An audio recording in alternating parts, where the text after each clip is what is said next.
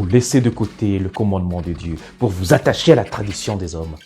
Répondit Jésus à un groupe de scribes et pharisiens scandalisés de voir que les disciples du Christ ne respectaient pas certaines règles de la tradition juive, comme certaines ablutions ou purifications avant le repas. Nous l'entendrons ou le lirons dans l'évangile de ce 22e dimanche du temps ordinaire. La remarque de Jésus met en garde le croyant et surtout le religieux, le pratiquant, sur le risque de vivre une série de rites extérieurs et superficiels.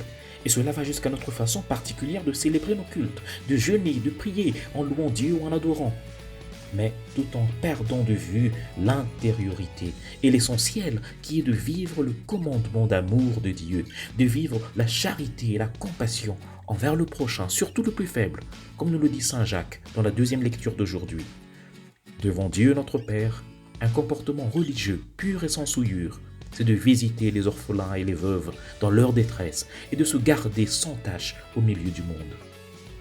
Or, ce qui entache ou rend impur aux yeux de Dieu, nous explique le Seigneur Jésus, ce n'est pas ce qui est extérieur à l'homme et qui entre en lui, c'est ce qui sort de l'homme, voilà ce qui rend l'homme impur.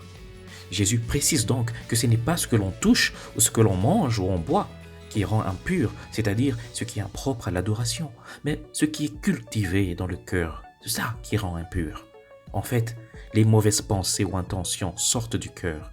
C'est comme l'impureté ou l'usage désordonné de la sexualité, les vols, les meurtres, l'adultère qui en fait une trahison, l'avidité d'argent ou de bien, la méchanceté, les commérages, les calomnies, les offenses, la tromperie, la débauche, l'envie, l'orgueil, toute la folie humaine qui parfois cherche à faire passer le mal pour un bien en vivant une vie sans Dieu, ignorant sa parole et son commandement d'amour. Voilà ce qui rend impur aux yeux de Dieu et pas autre chose.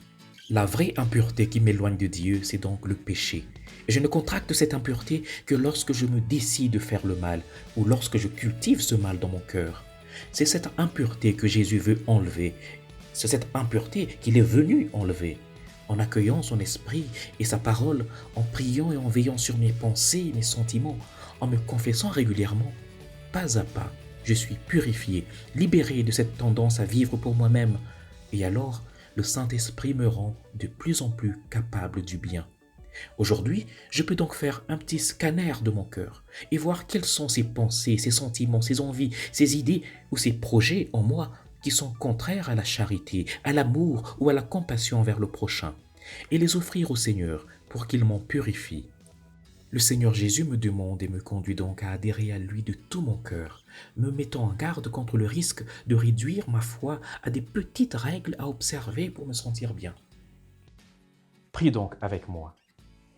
Seigneur Jésus, purifie de plus en plus mon cœur pour que je sois toujours plein de toi, libre et capable d'aimer comme toi. Amen. Et que le Seigneur te bénisse et te garde. Au nom du Père et du Fils et du Saint-Esprit. Amen. Bon dimanche à toi.